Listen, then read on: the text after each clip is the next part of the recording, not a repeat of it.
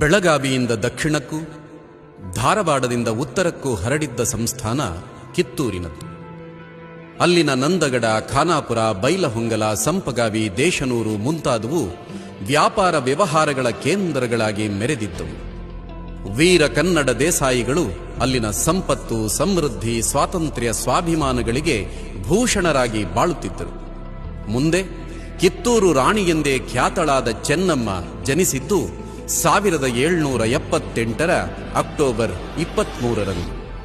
ಕಾಕತಿಯ ಧೂಳಪ್ಪ ದೇಸಾಯಿ ಮತ್ತು ಪದ್ಮಾವತಿ ಚೆನ್ನಮ್ಮಳ ಜನ್ಮದಾತರು. ಎಳೆ ವಯಸ್ಸಿನಿಂದಲೇ ರಾಜತಂತ್ರ ಮತ್ತು ಸಮರತಂತ್ರಗಳನ್ನು ಚೆನ್ನಾಗಿ ಅರಗಿಸಿಕೊಂಡಿದ್ದ ಚೆನ್ನಮ್ಮ ದೊರೆ ಮಲ್ಲಸರ್ಜನ ದ್ವಿತೀಯ ಪತ್ನಿಯಾಗಿ ಕಿತ್ತೂರಿಗೆ ಕಾಲಿಟ್ಟಳು.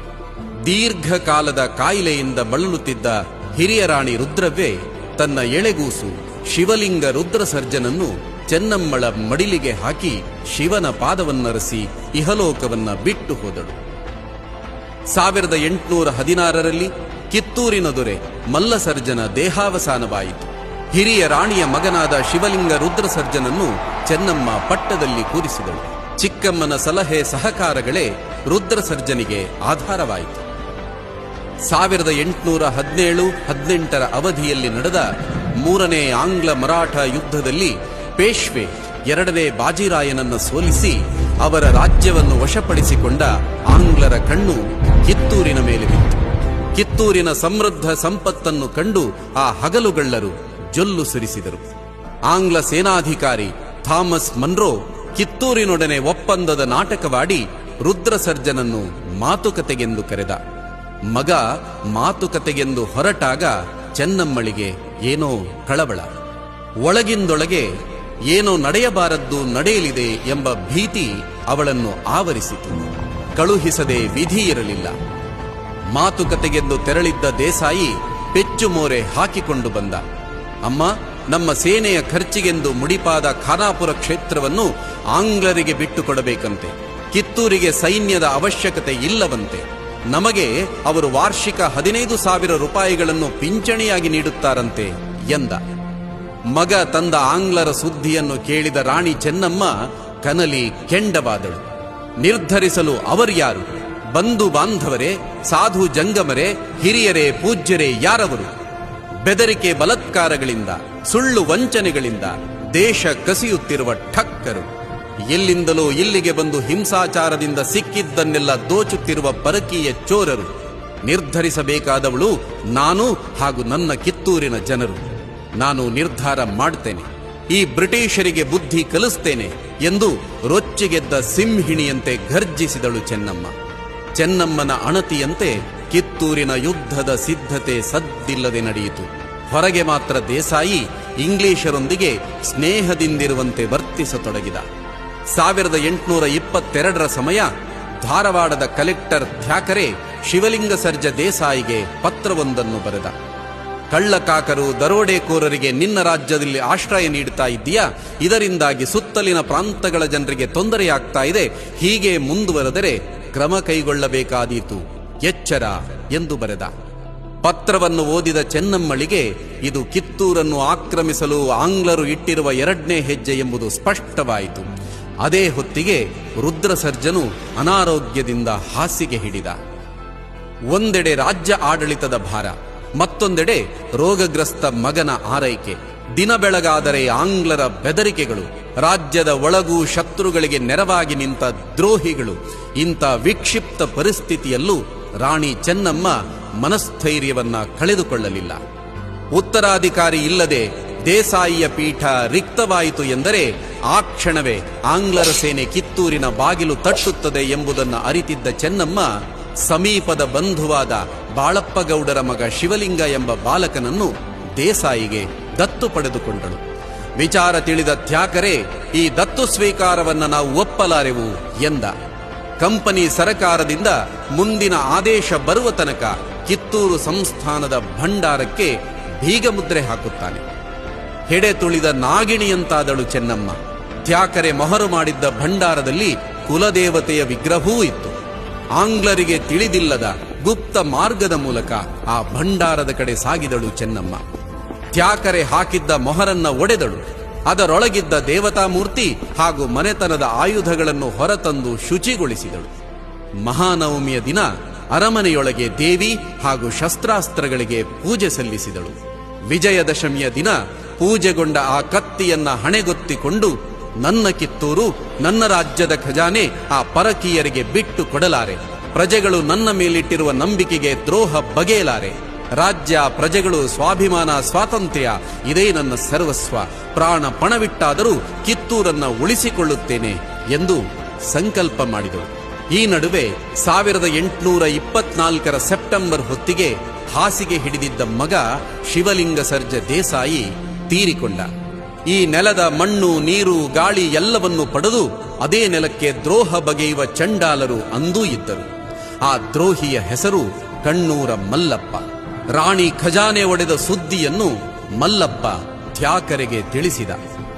ಅವನ ನಂಬಿಕೆ ದ್ರೋಹದ ವಿಚಾರ ಚೆನ್ನಮ್ಮಳಿಗೂ ತಿಳಿಯಿತು. ಭಟರನ್ನು ಕಳುಹಿಸಿ ಅವನನ್ನ ಹಿಡಿದು ತರಿಸಿದಳು. ದೇಶದ್ರೋಹಿಗಳಿಗೆ ಆಗುವ ಶಿಕ್ಷೆ ಕಿತ್ತೂರಿನ ಜನರೆಲ್ಲರೂ ನೋಡಬೇಕು ಎಂದು ಆಜ್ಞೆ ಮಾಡಿದರು. ಅರಮನೆಯ ಮೈದಾನದಲ್ಲಿ ತುಂಬಿದ ಸಭೆಯಲ್ಲಿ ಮಲ್ಲಪ್ಪನನ್ನು ಆನೆಯ ಕಾಲಿಗೆ ಕಟ್ಟಿ ಎಳೆಸಿದಳು. ಜರ್ಜರಿತನಾದ ಅವನನ್ನು ಸೆರೆಮನೆಗೆ ತಳ್ಳಿದಳು. ಮಲ್ಲಪ್ಪನನ್ನು ಯೋಗ್ಯವಾಗಿ ವಿಚಾರಿಸಿಕೊಂಡದ್ದಾಯಿತು. ಇನ್ನು ತ್ಯಾಕರೆಗೊಂದು ಗತಿ ಕಾಣಿಸುವ ಸಮಯ. ಸಮರಕ್ಕೆ ಸಕಲ ಸಿದ್ಧತೆಗಳೂ ನಡೆದವು. ತ್ಯಾಕರೆ ತಡ ಮಾಡಲಿಲ್ಲ. ಅಪಾರ ಸೈನ್ಯದೊಂದಿಗೆ ಬಂದು ಕಿತ್ತೂರಿನ ಕೋಟೆಗೆ ಮುತ್ತಿಗೆ ಹಾಕಿದ. ರಾಜಭಂಡಾರ ಹೊರ ಹೋಗದಿರಲೆಂದು ದುರ್ಗದ ಎಲ್ಲಾ ದ್ವಾರಗಳಲ್ಲೂ ಬಿಗಿ ಪಹರೆ ಇಟ್ಟ. ಖಜಾನೆಯ ಹಣದ ಬಗ್ಗೆ ಜಾಮೀನು ತೆಗೆದುಕೊಳ್ಳಲು ನಾನು ಮಾತನಾಡಬೇಕಿದೆ, ಕೋಟೆಯ ಬಾಗಿಲನ್ನ ತೆರೆಯಿರಿ, ಇಲ್ಲವಾದರೆ ಸೈನ್ಯ ನುಗ್ಗಿಸಿ ಕೋಟೆಯನ್ನ ಸಂಪೂರ್ಣ ಧ್ವಂಸ ಮಾಡಬಲ್ಲೆ ಎಂದ. ಧ್ವಂಸ ಮಾಡುತ್ತೀಯಾ? ಕೋಟೆಯ ಒಳಗೆ ಒಂದು ಹೆಜ್ಜೆ ಇಟ್ಟರೂ ಸುಟ್ಟು ಹೋಗುತ್ತೀಯಾ? ಎಚ್ಚರ ಎಂದು ಅಬ್ಬರಿಸಿದಳು ಚೆನ್ನಮ್ಮ. ತ್ಯಾಕರೆಯ ಸೈನಿಕರು 2 ದಿನಗಳ ಕಾಲ ಕೋಟೆಯ ಹೊರಗೆ ಕಾವಲು ಕಾದಿದ್ದೇ ಬಂತು. ಆವತ್ತು 1824 ಅಕ್ಟೋಬರ್ 20ನೇ ತಾರೀಕು. ಚೆನ್ನಮ್ಮ ಕೊಂಚವೂ ಜಗ್ಗಲಿಲ್ಲ. ತ್ಯಾಕರೆ ಕೆರಳಿದ. ಇನ್ನು 20 ನಿಮಿಷದ ಒಳಗಾಗಿ ಬಾಗಿಲು ತೆರೆಯಬೇಕು, ಇಲ್ಲದಿದ್ದಲ್ಲಿ ತೋಪಿನಿಂದ ಕೋಟೆಯ ಬಾಗಿಲನ್ನು ಛಿದ್ರ ಮಾಡುತ್ತೇನೆ ಎಂದ. ಕೋಟೆಯ ಒಳಗಿನಿಂದ ಅದನ್ನು ಕೇಳಿಸಿಕೊಂಡ ಚೆನ್ನಮ್ಮ ತನ್ನ ಸರದಾರ ಗುರುಸಿದ್ದಪ್ಪನಿಗೆ, ಸರದಾರರೇ, ಅವರು ಹೇಳಿದಂತೆ 20 ನಿಮಿಷಗಳ ಒಳಗೆ ಬಾಗಿಲು ತೆರೆಯಿರಿ ಎಂದು ಮಾರ್ಮಿಕವಾಗಿ ನಕ್ಕಳು. ಚೆನ್ನಮ್ಮಳ ಮಾತಿನ ಮರ್ಮವನ್ನರಿತ ಗುರುಸಿದ್ದಪ್ಪ ಅಪ್ಪಣೆ ಎಂದವನೇ ಕೋಟೆಯ ಬಾಗಿಲ ಕಡೆ ಕುದುರೆಯನ್ನ ದೌಡಾಯಿಸಿದ. ಅಶ್ವದಳದ ನಾಯಕನಾಗಿದ್ದ ವೀರ ಸಂಗೊಳ್ಳಿ ರಾಯಣ್ಣನು ತನ್ನ ಅಶ್ವದಳಕ್ಕೆ ಸಿದ್ಧರಾಗುವಂತೆ ಕಣ್ಸನ್ನೆ ಮಾಡಿದ. ಆಂಗ್ಲರ ಸೈನ್ಯದ captain Black, captain Sewell, lieutenant Dighton ಮೂವರು ತೋಪುಗಳ ಬಳಿ ಬಂದರು. 15 ನಿಮಿಷಗಳಾದವು. ಕೋಟೆಯ ಒಳಗಿಂದ ಯಾವುದೇ ಪ್ರತಿಕ್ರಿಯೆ ಇಲ್ಲ. ಕ್ಯಾಪ್ಟನ್ ಬ್ಲ್ಯಾಕ್ ಬೆರಳನ್ನು ಗೋಳಾಯುಧದ ನಳಿಗೆಯ ಮೇಲಿಟ್ಟು ಕೋಟೆಯ ಮುಖ್ಯ ದ್ವಾರದ ಕಡೆ ಗುರಿಯಿಟ್ಟು ಸನ್ನದ್ಧನಾಗಿ ನಿಂತ. 20 ನಿಮಿಷವಾಗುತ್ತಿದ್ದಂತೆ ನಿಶ್ಶಬ್ದತೆಗೆ ಕಚಗುಳಿಯಿಡುತ್ತಾ ಕೇಳಿಬಂತು ಕೋಟೆಯ ಒಳಗಿಂದ ಸರಪಳಿಗಳನ್ನು ಸಡಿಲಿಸುವ ಶಬ್ದ, ಚಿಲಕಗಳನ್ನು ಬಿಚ್ಚುವ ಖಣ ಖಣ ರವ.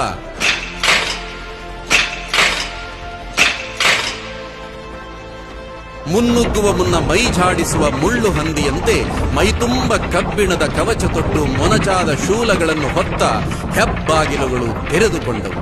ತಮ್ಮ ಬೆದರಿಕೆಗೆ ಜಗ್ಗಿ ಬಾಗಿಲು ತೆರೆದರೆಂದು ತ್ಯಾಕರೆಯ ಸೈನ್ಯ ತಮ್ಮ ಭುಜ ತಾವೇ ತಟ್ಟಿಕೊಳ್ಳುವುದರ ಒಳಗಾಗಿ ಹಸಿದ ತೋಳಗಳಂತೆ ಚೆನ್ನಮ್ಮನ ಸೈನಿಕರು ತ್ಯಾಕರೆಯ ಕುಟುಂಬದ ಮೇಲೆ ಮುಗಿಬಿದ್ದರು.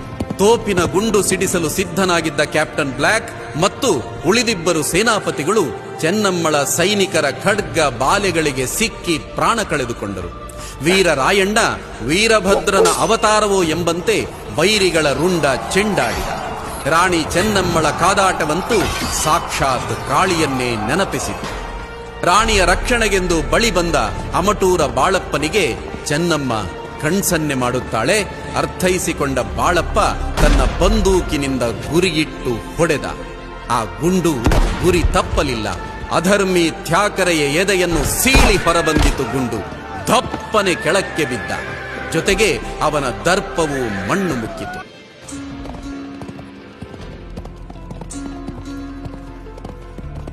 ಕಿತ್ತೂರು ಚೆನ್ನಮ್ಮ ಸುತ್ತೂರ ಒಡತ್ಯಾಗಿ ಕತ್ತಿ ಕವಚಗಳ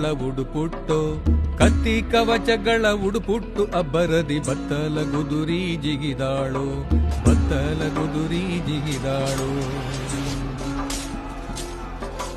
ಕೆಂಪು ಮಾರಿಯ ದಂಡು ಸಿಂಪಾಗಿ ನೆರೆದೀತೋ ರಪ್ಪ ರಪ್ಪೆಂದು ಓಡೀತು ಅಮಟೂರು ಬಾಳಪ್ಪ ಗುಂಡಿಟ್ಟ ತ್ಯಾಕರೆಗೂ 20 ನಿಮಿಷದಲ್ಲಿ ಕಿತ್ತೂರಿನ ಕೋಟೆಯನ್ನು ಉಡಾಯಿಸುವುದಾಗಿ ಹೇಳಿದ್ದ ತ್ಯಾಕರೆ ಮತ್ತವನ ಸೈನಿಕರನ್ನ ಕೇವಲ 1 ಗಂಟೆಯ ಒಳಗೆ ಯಮಪುರಿಗೆ ಅಟ್ಟಿದ್ದರು ಚೆನ್ನಮ್ಮ ಮತ್ತವಳ ಸೈನಿಕರು. ಪ್ರಾಣ ಉಳಿಸಿಕೊಂಡ ಆಂಗ್ಲ ಸೈನಿಕರನ್ನು ಬಂಧಿಸಲಾಯಿತು. ಕೋಟೆಯ ಹೊರಭಾಗದಲ್ಲಿದ್ದ ಇಲಿಯಟ್ ಮತ್ತು ಸ್ಟೀವನ್ಸನ್ ಅವರನ್ನು ಬಂಧಿಸಲಾಯಿತು. ಇಂಗ್ಲಿಷ್ ಅಧಿಕಾರಿಗಳ 12 ಮಂದಿ ಮಕ್ಕಳನ್ನು ಚೆನ್ನಮ್ಮ ಬಂಧಿಸದೆ ತಾಯಿಯಂತೆ ವಾತ್ಸಲ್ಯದಿಂದ ಕಂಡಳು. ಅವರನ್ನು ಸುರಕ್ಷಿತವಾಗಿ ಬ್ರಿಟಿಷರ ಶಿಬಿರಕ್ಕೆ ಕಳುಹಿಸುವ ವ್ಯವಸ್ಥೆ ಮಾಡಿದಳು. ತಮ್ಮವರು ಹೆಣ್ಣಿನೆದುರು ಸತ್ತ ವಿಚಾರ ಮುಂಬೈ ಗವರ್ನರ್ ಆಗಿದ್ದ ಮೌಂಟ್ ಸ್ಟುವರ್ಟ್ ಎಲ್ವಿನ್ಸ್ಟನ್ಗೆ ತಿಳಿಯಿತು. ಅವಮಾನದಿಂದ ಉರಿದೆದ್ದ. ಇದು ಕೇವಲ ತ್ಯಾಕರೆಯ ಸೋಲಲ್ಲ, ಇಡೀ ಬ್ರಿಟಿಷ್ ಸಂಸ್ಥಾನಕ್ಕಾದ ಅವಮಾನ ಎಂದುಕೊಂಡು ಬೆಳಗಾವಿ, ಮುಂಬೈ, ಸೊಲ್ಲಾಪುರ, ರಾಯಚೂರು, ಬಳ್ಳಾರಿ ಇತ್ಯಾದಿ ಸ್ಥಾನಗಳಲ್ಲಿದ್ದ ಬ್ರಿಟಿಷ್ ಸೈನ್ಯವನ್ನು ಒಗ್ಗೂಡಿಸಿ ಕಮಿಷನರ್ ಚಾಪ್ಲಿನ್ ಹಾಗೂ ಕರ್ನಲ್ ಸಿ.ಬಿ. ಡಿಕನ್ ಅವರ ನೇತೃತ್ವದಲ್ಲಿ ಆ ಬೃಹತ್ ಸೈನ್ಯವನ್ನು ಕಿತ್ತೂರಿಗೆ ರವಾನಿಸಿದ. ಇಂತಹ ಸನ್ನಿವೇಶಗಳನ್ನು ಮೊದಲೇ ಅರಿತಿದ್ದ ಚೆನ್ನಮ್ಮ ತಾನೂ ಸಾಕಷ್ಟು ಸಿದ್ಧತೆಗಳನ್ನು ಮಾಡಿಕೊಂಡು ಬತ್ತೇರಿಗಳ ಮೇಲೆ ತೋಪುಗಳನ್ನೇರಿಸಿದಳು. ಸಮರಕ್ಕೆ ಸಾಕಷ್ಟು ಮದ್ದುಗುಂಡುಗಳಿವೆಯೇ ಎಂಬುದನ್ನು ಖಚಿತಪಡಿಸಿಕೊಂಡಳು. ಜೋಗಿ ಜಂಗಮರು ಗ್ರಾಮಸ್ಥರಿಗೆ ಸುದ್ದಿ ತಿಳಿಸಿದರು. ಯುದ್ಧಕ್ಕೆ ಸಿದ್ಧರಾಗಬೇಕೆಂದು ತಮಟೆ ಬಾರಿಸಿದರು.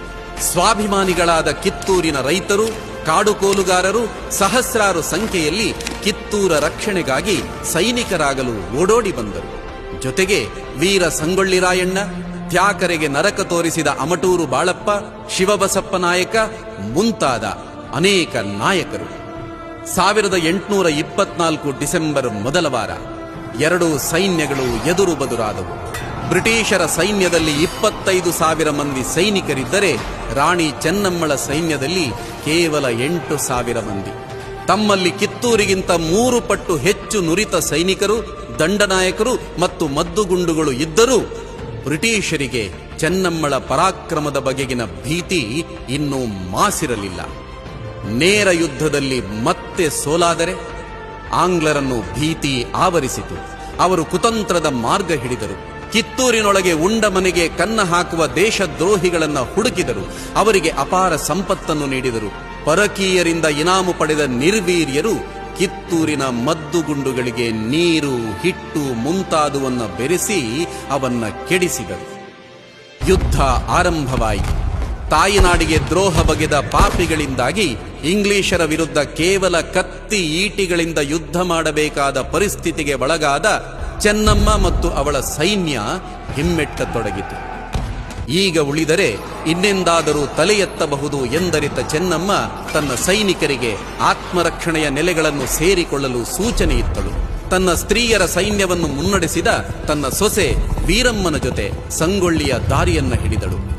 ಈಗ ಸಂಗೊಳ್ಳಿ ತಲುಪಿ ಸಮಯ ಸಾಧಿಸಿಕೊಂಡು ಮತ್ತೆ ಆಂಗ್ಲರ ಹೆಡೆಮುರಿ ಕಟ್ಟುವ ಯೋಜನೆ ಚೆನ್ನಮ್ಮಳದ್ದಾಗಿತ್ತು. ಆದರೆ ಅವರ ಚಲನವಲನದ ಮಾಹಿತಿ ತಿಳಿದ ಬ್ರಿಟಿಷರು ಚೆನ್ನಮ್ಮ ಹಾಗೂ ವೀರಮ್ಮನನ್ನು ಬೈಲಹೊಂಗಲದಲ್ಲಿ ಬಂಧಿಸುತ್ತಾರೆ. ಚೆನ್ನಮ್ಮಳ ಬಂಧನವಾದರೂ ಬ್ರಿಟಿಷರನ್ನು ಬಿಡದೆ ಕಾಡಿದವನು ಸಂಗೊಳ್ಳಿ ರಾಯಣ್ಣ. ಗುಮ್ಮಟಗಿರಿ, ಖಾನಾಪುರ, ನಂದಗಡ ಮುಂತಾದ ಆಯಕಟ್ಟಿನ ಜಾಗಗಳಲ್ಲಿ ಹಠಾತ್ತನೆ ಬ್ರಿಟಿಷರ ಮೇಲೆ, ಅವರ ಶಸ್ತ್ರಾಗಾರಗಳ ಮೇಲೆ ಮುಗಿಬಿದ್ದು ಅವರ ನಿದ್ದೆಗೆಡಿಸಿದ. ಸ್ವಾತಂತ್ರ್ಯ ಚೆನ್ನಮ್ಮಳ ಮಂತ್ರವಾಗಿತ್ತು. ಅಂತಹ ರಾಣಿ ಚೆನ್ನಮ್ಮ ಸೆರೆಮನೆಯೊಳಗೆ ಹೇಗೆ ತಾನೇ ಇದ್ದಾಳು? ಮಲ್ಲಪ್ಪನಂತಹ ದೇಶದ್ರೋಹಿಗಳನ್ನು, ಸಿಡಿಮದ್ದುಗಳನ್ನು ಕೆಡಿಸಿದ ದ್ವಿಪಾದಿ ಜಂತುಗಳನ್ನು ನೆನೆಸಿಕೊಂಡಳು. ದ್ರೋಹಿಗಳು, ವಿಶ್ವಾಸಘಾತಕರು ತಾಯಿನಾಡಿಗೆ ದ್ರೋಹವೆಸಗಿದರಲ್ಲ ಎಂದು ಪರಿತಪಿಸಿದಳು. ತ್ಯಾಕರೆಯಂತಹ ನೀಚನನ್ನು ವಧಿಸಿದ ರಾಷ್ಟ್ರಭಕ್ತ ಅಮಟೂರು ಬಾಳಪ್ಪನನ್ನು, ಸರದಾರ ಗುರುಸಿದ್ದಪ್ಪರನ್ನು, ತನ್ನ ಬಂಧನವಾದ ನಂತರವೂ ಛಲ ಬಿಡದೆ ಬ್ರಿಟಿಷರಿಗೆ ಸಿಂಹ ಸ್ವಪ್ನವಾಗಿ ಕಾಡಿದ ಸಂಗೊಳ್ಳಿ ರಾಯಣ್ಣನನ್ನು ಸ್ಮರಿಸಿದಳು. ಅವರನ್ನು ಹಡೆದ ತಾಯಂದಿರೇ ಪುಣ್ಯವಂತರು. 5 ವರ್ಷಗಳ ಸೆರೆವಾಸದಲ್ಲಿ ಸ್ವಾತಂತ್ರ್ಯದ ಕನವರಿಕೆಯಲ್ಲಿ ಕಳೆದ ಚೆನ್ನಮ್ಮ 1829 ಫೆಬ್ರವರಿಯಲ್ಲಿ ಸೆರೆಮನೆಯಲ್ಲಿಯೇ ಇಹಲೋಕವನ್ನ ತ್ಯಜಿಸಿದಳು. ಇತ್ತ ರಾಯಣ್ಣನ ಗೆರಿಲ್ಲಾ ಯುದ್ಧ ತಂತ್ರವನ್ನ ಆಂಗ್ಲರಿಗೆ ಅರ್ಥ ಮಾಡಿಕೊಳ್ಳಲು ಸಾಧ್ಯವಾಗಲೇ ಇಲ್ಲ. ಕೊನೆಗೆ ಮೋಸದಿಂದ, ದೇಶದ್ರೋಹಿಗಳ ನೆರವಿನಿಂದ ರಾಯಣ್ಣನನ್ನು ಸೆರೆ ಹಿಡಿದರು. ಮುಂದೆ 1831ರಲ್ಲಿ ಅವನಿಗೆ ಮರಣದಂಡನೆಯನ್ನು ವಿಧಿಸಿದರು. ತನ್ನ 32ರ ಹರೆಯದಲ್ಲೇ ತನ್ನ ಪ್ರಾಣವನ್ನೇ ತಾಯ್ನಾಡಿಗಾಗಿ ಅರ್ಪಿಸಿದ ವೀರ ಸಂಗೊಳ್ಳಿ ರಾಯಣ್ಣ. ತಾನು ಮತ್ತೊಮ್ಮೆ ಖಡ್ಗ ಹಿಡಿದು ಬ್ರಿಟಿಷರ ವಿರುದ್ಧ ಹೋರಾಡಬೇಕೆಂದಿದ್ದ ಚೆನ್ನಮ್ಮಳ ಉತ್ಕಟ ಆಕಾಂಕ್ಷೆ ನೆರವೇರದಿರಬಹುದು. ಆದರೆ ಚೆನ್ನಮ್ಮಳ ಹೋರಾಟ, ಬಲಿದಾನದ ಕಿಚ್ಚು ಕರ್ನಾಟಕ ಮಾತ್ರವಲ್ಲ, ಭಾರತದ ಉದ್ದಗಲಕ್ಕೂ ಸಂಚರಿಸಿತು. ಅನಂತ ಕ್ರಾಂತಿಯನ್ನ ಎಬ್ಬಿಸಿತು. ರಾಣಿ ಚೆನ್ನಮ್ಮಳ ಕೆಚ್ಚೆದೆಯ ಹೋರಾಟದ ಕಾರಣಕ್ಕೆ ಕಿತ್ತೂರು ಸಂಸ್ಥಾನದ ಕೀರ್ತಿ ಜಗತ್ತಿನಾದ್ಯಂತ ಪಸರಿಸಿತು. ತಾಯಿ ಭಾರತೀಯ ಮುಕುಟಕ್ಕೆ ಮತ್ತೊಂದು ಚಿನ್ನದ ಗರಿ ಸೇರ್ಪಡೆಯಾಯಿತು.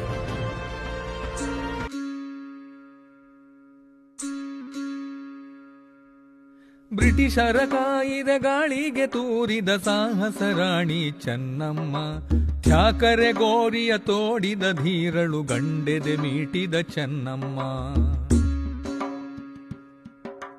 ವೈರಿಯ ಗುಂಡಿಗೆ ಗುಂಡನು ಹೊಡೆಯುತ್ತ ರಣಕಲಿಯಾದಳು ಚೆನ್ನಮ್ಮ. ದಾಸ್ಯದ ಬೇಡಿಯ ಕಳಚಲು ದೇಹವ ಸವೆಸುತ್ತ ಸೆಣಸಿದ ಚೆನ್ನಮ್ಮ. ನಾಡಿನ ಬಿಡುಗಡೆ ಆಸೆಯ ಕಾಣುತ್ತ ಕಂಗಳ ಮುಚ್ಚಿದ ಚೆನ್ನಮ್ಮ. ಸ್ವತಂತ್ರವಾಗಿದೆ ಭಾರತ ದೇಶವು, ಚೇತನ ತುಂಬಲಿ ಚೆನ್ನಮ್ಮ.